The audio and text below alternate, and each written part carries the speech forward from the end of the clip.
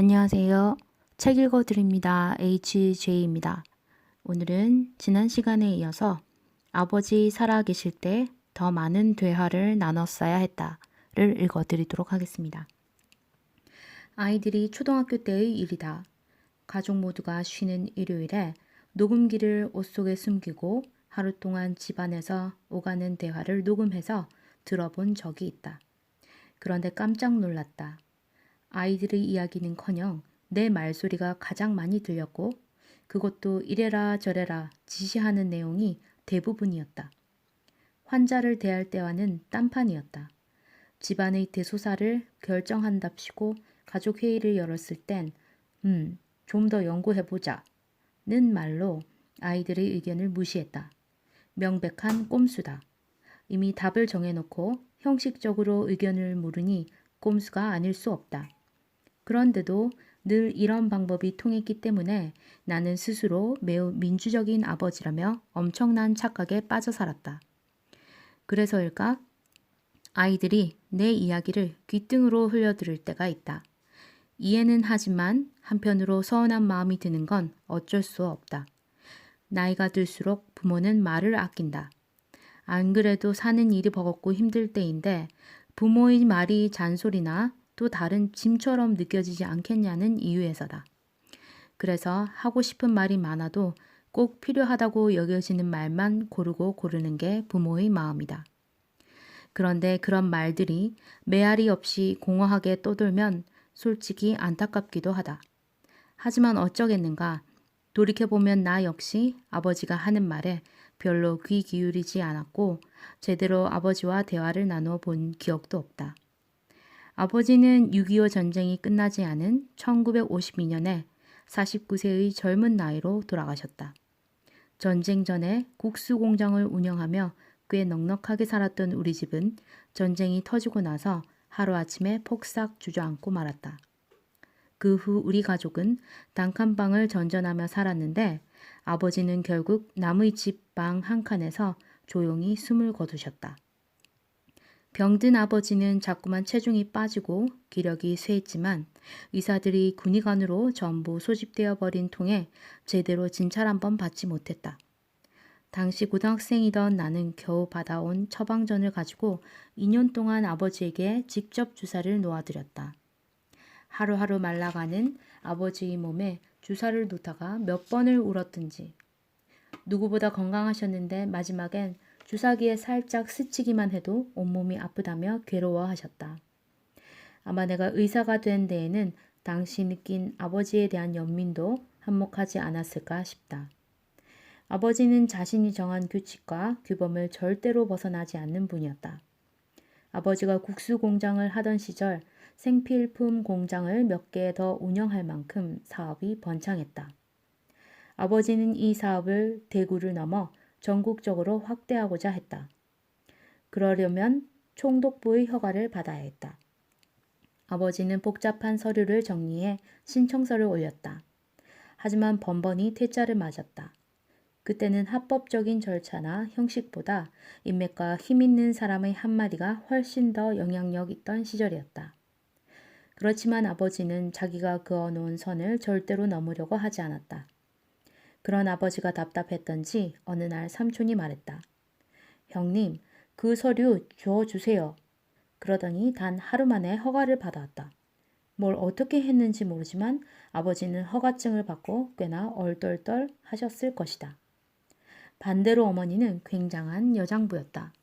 외할아버지의 반대를 무릅쓰고 고등학교에 진학했고 간장과 된장은 공장에서 만들어야 한다는 당시로서는 혁신적인 주장을 펼쳤다. 어머니는 뭐든 뜻대로 해야 직성이 풀리는 성격이었다.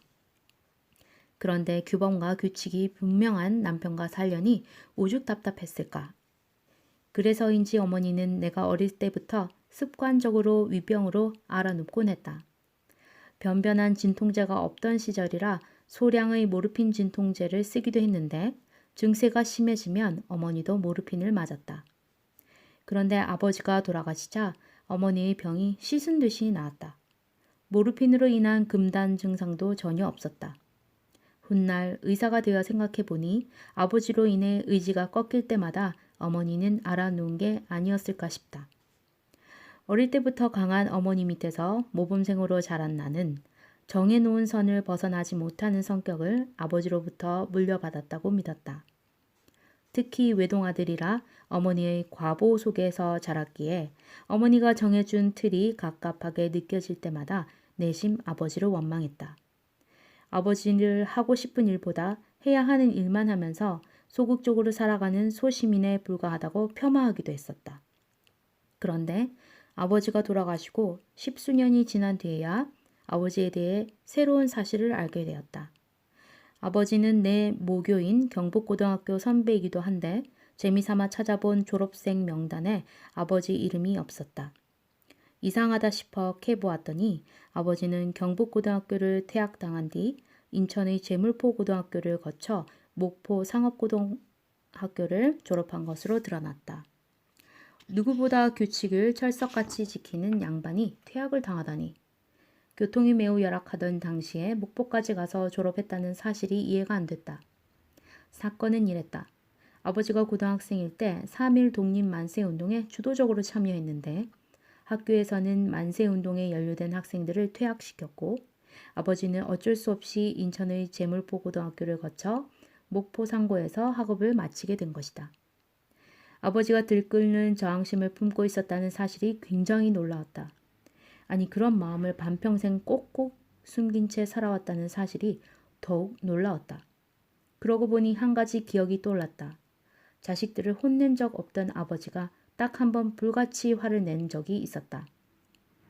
초등학교 1학년 아무것도 모르던 개구쟁이 시절 엄숙한 일본식 조회 시간에 장난을 쳤다는 이유로 선생님으로부터 호되게 매를 맞고 불령선인, 불온한 조선인으로 낙인 찍힌 날이었다. 아버지는 내 가방을 마당에 던져버리고 책상 위에 있던 교과서도 모두 가져다가 불을 질렀다. 그리고 앞으로는 학교에 가지 말라며 심하게 야단쳤다. 그런 모습은 처음이라 벌을 서는 내내 다리가 후들거렸다. 고모들도 아버지가 왜 그런지 모르겠다며 당황해했다.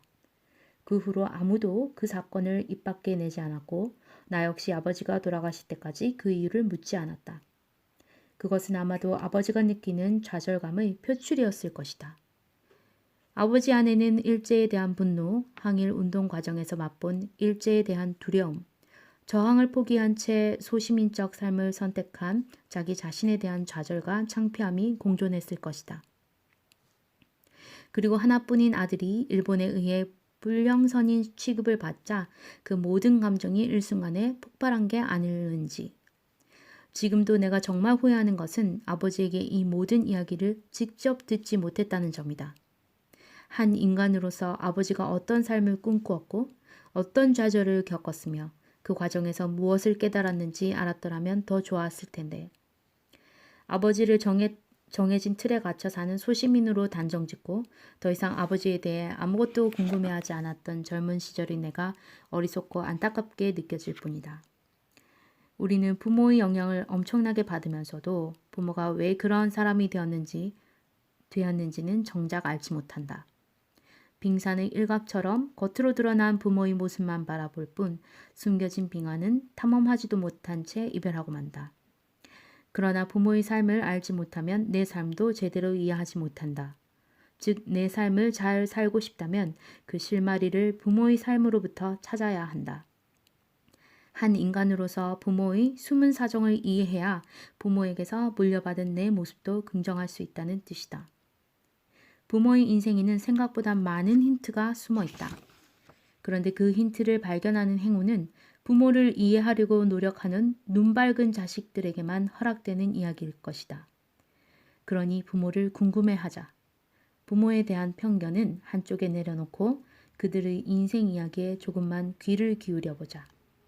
이것이 아버지가 돌아가신 뒤에야 아버지에 대해 모르는 게 참 많았다는 걸 깨달은 어리석은 아들이 당신에게 주고 싶은 진심 어린 충고다. 뒤로 갈수록 좀 눈물이 나려고 하네요.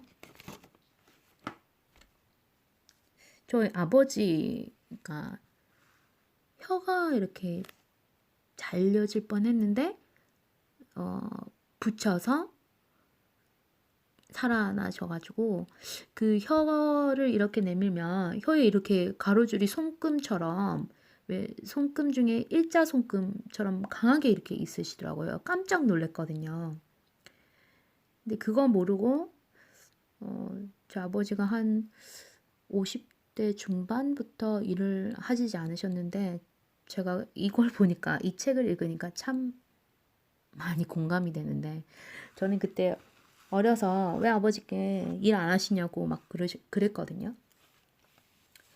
그런데 아버지께서 나중에 하시는 말이, 그때는 그냥 아버지가 아무 말씀 안 하셨고 그냥 저랑 다툼 모드였는데, 이제 제가 나이가 들어서 다시 물어보니까 아버지가 이제 말씀해 주시는데, 청년 시절에 아주 가난해서 힘들게 집 한 채를 살 수 있는 돈을 모았는데, 친구가 힘들어해서 좀 빌려달라고 해서 빌렸다가 그걸 모두 날린 거예요.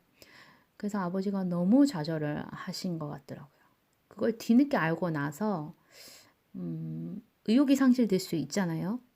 내 그 어린 시절 공부도 못하고 일만 하고 산을 넘고 어떻게 힘들게 일을 해서 번 돈인데 그렇게 악착같이 어디 쓰지도 않고 모아도 아무 소용 없다라고 아마 느끼신 모양이더라고요.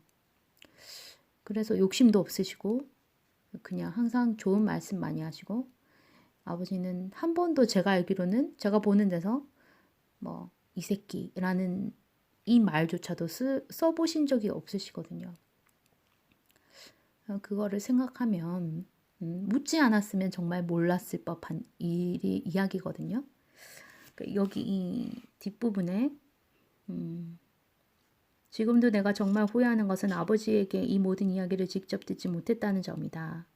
한 인간으로서 아버지가 어떤 삶을 꿈꾸었고 어떤 좌절을 겪었으며 그 과정에서 무엇을 깨달았는지 알았더라면 더 좋았을 텐데, 조금이라도 물어봐서 저는 후회는 없을 것 같고, 그리고 이제 이 뒤쪽 보면은 부모의 삶을 알아야 내가 어떻게 등장했는지, 내 배경과 나를 이해할 수 있다는 말이 정말 맞는 것 같아요. 부모님들이 얘기하시는 것 같아도 또 많이 숨기고 있는 그 스토리들이 많거든요. 그래서 저희 엄마 같은 경우도 굉장히 대장부, 여기 책처럼 대장부이시고 양약도 정말 오랫동안 먹으시고 그런데 그 대장부 같은 성격이 정말 일을 추진하는 때는 정말 좋거든요. 근데 또 어떨 때는 사람을 막 숨막히게 하는 것 같아서 정말 싫었는데, 왜 그럴까? 왜 지금 저희 엄마는 잘 바뀌시는데, 변하시는데, 그때 이제 제가 어릴 때는 안 변한다고 생각했을 때는 잘 몰랐거든요. 근데 이제 나이가 들면서 이런저런 얘기를 이제 서로 하다 보니까 정말 여기 얘기처럼 우리는 부모의 영향을 엄청나게 받으면서도 부모가 왜 그런 사람이 되었는지는 정작 알지 못한다. 빙산의 일각처럼 겉으로 드러난 부모의 모습만을 바라볼 뿐 숨겨진 빙하는 탐험하지도 못한 채 이별하고 만다. 부모의 삶을 잘 알지 못하면 내 삶도 제대로 이해하지 못한다. 내 삶을 잘 알고 싶다면 그 실마리를 부모의 삶으로부터 찾아야 한다. 한 인간으로서 부모의 숨은 사정을 이해해야 부모에게서 물려받은 내 모습도 긍정할 수도 있다. 그러니까 부모의 인생에서 생각보다 많은 힌트가 숨어 있다는 거. 이게 정말 좀 진지하게 살아가는, 좀 심각하게 살아가는 그런 사람들의 유형한테는 이렇게 부모에 대해서 궁금해해서 실마리를 찾아보는 게 굉장히 삶에 도움이 되는 것 같아요. 저도 좀 진지한 편이라. 근데 이렇게 이해할 수 있는 배경을 알고 나면 욱하던 마음도 이렇게 차분해지더라고요. 그리고 더 위하고 배려할 수도 있고. 여러분도 부모님과 대화를 할 수 있고 서로 더 깊이 이해할 수 있는 좋은 시간을 꼭 가져보시기 바랍니다. 다음 시간에는 자식에겐 좀 더 무심했어야 했다를 읽어드리도록 하겠습니다. 감사합니다.